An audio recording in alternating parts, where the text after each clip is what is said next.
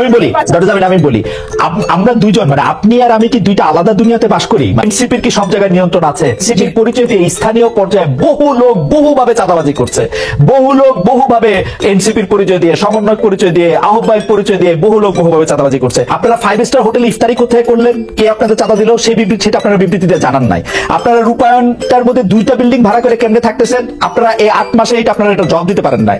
আপনাদের শোডাউন করলেন কোথেকে গাড়িতে, এটার জবাব আপনারা বিবৃতিতে দিতে পারেন নাই। আপনারা কেন হাসনাত আব্দুল্লাহ হঠাৎ করে বললো আর্মি তাদেরকে ডাইকা নিয়ে বলছে আওয়ামী লীগকে রাজনীতিতে আসতে দিতে হবে, তারপরে আপনারা এটার মধ্যে দিয়ে কিন্তু কোনো একটা দলগত অবস্থান আপনারা জানান নাই। আপনারা বিবৃতি দেন না এমন না, কিন্তু আপনারা কিন্তু বিবৃতি দেন। জনাব নাহিদ ইসলাম এবং আপনাদের মিডিয়া সেলের পক্ষ থেকে আমরা অনেক বিবৃতি পাইছি, এগুলির ব্যাপারে আমরা কোনো বিবৃতি পাই নাই আনফরচুনেটলি। টক শো থেকে আপনি কথা কইলেন, এখন আপনার কথাটা কি আমরা শুনবো নাকি আপনার একটা পার্টির বিবৃতি আশা করবো? আপনি নতুন রাজনৈতিক বন্দোবস্তের কথা বলতেছেন, একটা নতুন আপনি আমাকে দেখাইতে আসলেন।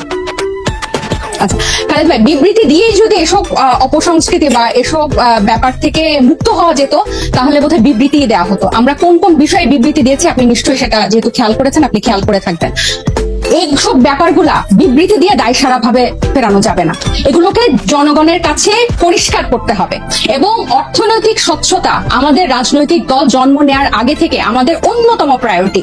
শুধু বাংলাদেশে কোন রাজনৈতিক দলের এই গত 53 বছরের রাজনৈতিক সংস্কৃতিতে অর্থনৈতিক স্বচ্ছতা কখনো কোনো রাজনৈতিক দল দেখায় না। এবং আমরা জন্ম নেওয়ার আগে থেকে এই আলোচনা, আপনি যে 8 মাস বললেন, জন্ম নিয়েছে 1 মাস আগে, এর আগে থেকে আমরা যখন এই প্রক্রিয়ার মধ্যে ছিলাম, এটা ছিল আমাদের অন্যতম প্রায়োরিটি। আপনার একটা জিনিস, একজন ব্যক্তি একটা রাজনৈতিক দলের 1-2 কিছু করবে, সেটাকে ডিফেন্ড করে একটা বিবৃতি দিয়ে কিন্তু ব্যাপারটা থেকে দায়সারা হওয়া যাবে না। বরং আমাদের হোমওয়ার্কটা হচ্ছে, আমাদের কর্মযজ্ঞটা হচ্ছে, এই কি করে নাই, তারা কি বেশি শক্তি দেখায় নাই, তারা কি আর্থিক প্রভাব প্রতিপত্তি দেখায় নাই বিভিন্ন জায়গায়। এটা তো আপনি অনেক অভিজ্ঞ, আপনি অনেক বছরের আপনার অভিজ্ঞতা।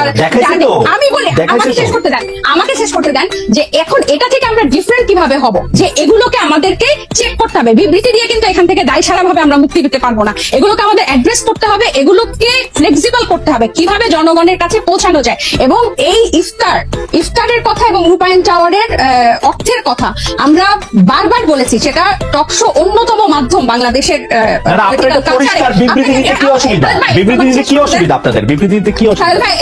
এটা কোনো অসুবিধা নাই, কারণ আমরা মনে করেছি মানে এটা লিখিত কোনো কথা বলছেন না কেন?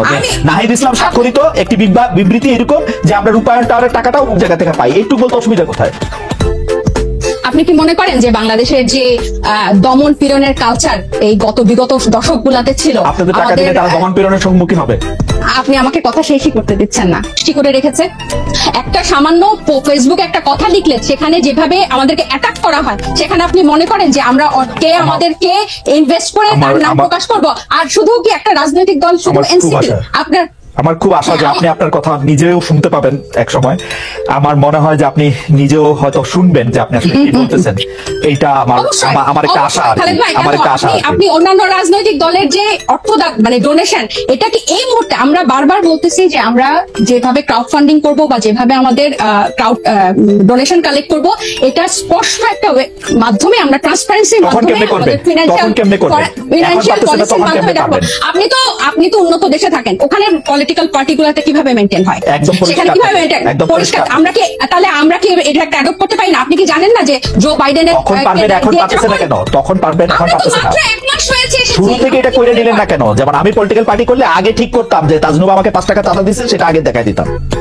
এই জন্য আপনি পলিটিক্যাল পার্টি করেন নাই, আমরা করেছি। আমাদের এই এবং আপনি বিএনপি আওয়ামী লীগের মতো আর একটা পলিটিক্যাল পার্টি করতেছেন না। এটা আপনি এত তাড়াতাড়ি 1 মাসে আপনি আমি 1 মাসে সেটাও বলে না। সবাই বলে যে morning show the day, morning always not show the days. এবং আমি আপনাকে বলি যে আমরা জুলাই অগাস্টে গণ অভ্যুত্থান থেকে একটা রাজনৈতিক দল আসলো, এরপর জাতীয় নাগরিক কমিটি, এরপর পশ্চিমাদিক আছে, এবং তাদের একটা কিন্তু ফান্ড এখানে আছে। এবং একটা যখন কর্মসূচি হয় বা ইফতার হয়, এরকম একটা প্রোগ্রামে কিন্তু একটা বড় ডোনেশন বা আমাদের ওয়েলউইশাররা দিয়ে থাকেন। এখন এগুলা যে আমরা প্রকাশ করব, আমাদেরকে কিন্তু একটাই, বাংলাদেশের মতো অপসংস্কৃতির রাজনীতিতে জন্ম নিয়ে হুট করে যে আমরা এটা প্রকাশ করবো, আপনি হয়তো 1 মাসে পারতেন, আমরা পারি নাই। এটা আমাদেরকে সময় নিয়ে। আমি একটু বলি, ডক্টর জাবিন ঘোষণা দিয়ে যেমন ধরা যায়, আমার কিন্তু বিশ্বাস যে ডক্টর তাজনুবা জাবিনও এটার মধ্যে চাঁদা দেন, কারণ ডক্টর তাজনুবা জাবিনের চাঁদা দেওয়ার ক্ষমতা আছে, সামর্থ্য আছে, এবং তিনি সেটি দেনও। এটা প্রকাশ করলে মানে আমি দলটা করতে পারবো, দলকে আমি চাঁদা দিচ্ছি এটাও বলতে পারবো না, মানে এটা কেমন কথা? অবশ্যই বলতে পারবো, অবশ্যই। কেন বলতে পারবো না? আমরা তো একবারও বলছি না যে আমরা বলবো না। কিন্তু আচ্ছা। যারা একটা নতুন, আমরা তো একবারও বলি না যে খালেদ ভাই আমরা বলবো না, আপনাকে আমি বললাম যে আপনি যেসব উন্নত দেশে থাকেন সেসব দেশে কিভাবে হয়, আমরাও কিন্তু এগুলো বিভিন্ন ফলো করছি এবং আমাদের একটা আইটি টিম হয়েছে কিভাবে এই ওয়েবসাইটটা ডিজাইন করা যায়, যেখানে Okay. টাকা কিভাবে যোগবে এবং টাকা বের হবে দেখানো যাবে। কিন্তু 1 মাসের আগে আপনারা যখন এই প্রশ্ন ইফতারগুলো যখন হয় তখন 1 মাসও হয় নাই, ওই মুহূর্তে এটা কিভাবে প্রকাশ করবো ওই পলিসিটা আমাদের হয় না। বারবার একই উত্তর দিয়েছি। রাইট, একই উত্তর আপনারা একটি রাজনৈতিক দল হয়ে আরেকটি রাজনৈতিক দলের কোথায় নিয়ন্ত্রণ আছে কোথায় নিয়ন্ত্রণ নাই সেটি বলার কারণ কি আসলে?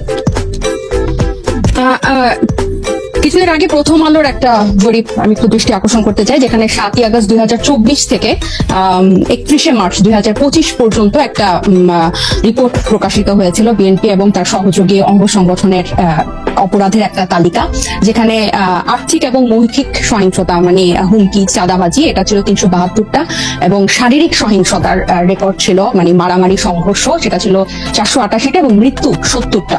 এবং এছাড়াও আপনারা জানেন যে হাতিয়ায় আমাদের হান্নান মাসুদের উপর সংঘর্ষ হয়েছে, হামলা হয়েছে, এবং প্রত্যেকটা জায়গায় আপনি যে বললেন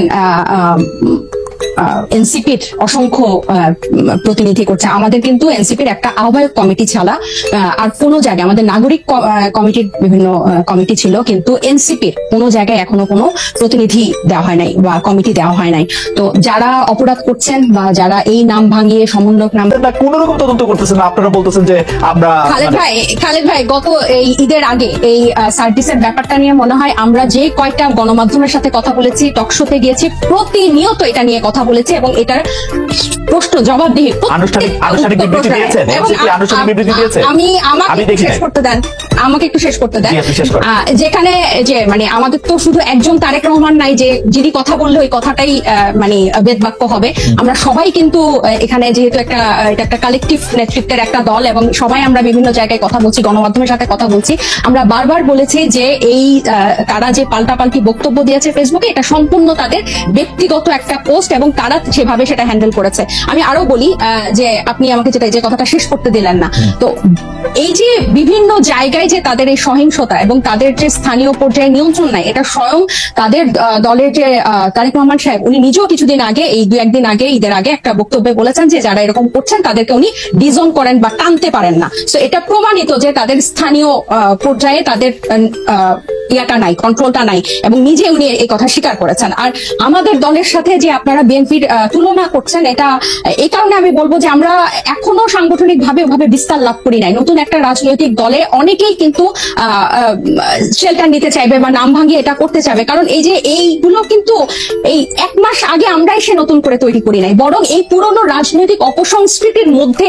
আমরা এসেই জন্ম নিয়েছি। সো এখন আমাদের উপর দায়িত্ব এসব রাজনৈতিক অপসংস্কৃতি পরিষ্কার করা এবং ফেরেশতার মতো বিহেভ করা। সো আমরা কিন্তু না মানে অথবা আপনার দায়িত্ব